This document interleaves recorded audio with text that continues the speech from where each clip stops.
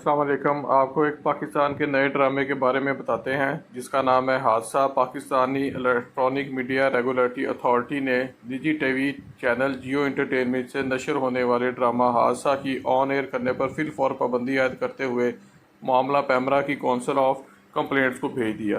پیمرا کی جانب سے جاری اعلامیے میں کہا گیا ہے کہ ڈرامے کی کہانی پاکستانی معاشرتی اقتدار سے بالکل مناسبت نہیں رکھتی۔ غیر معیاری مواد، نامناسب کہانی اور عوامی رد عمل کو سامنے رکھتے ہوئے ڈرامہ سیریل پر پیمرا ایکٹ کے تحت پابندی عائد کر دی گئی ہے۔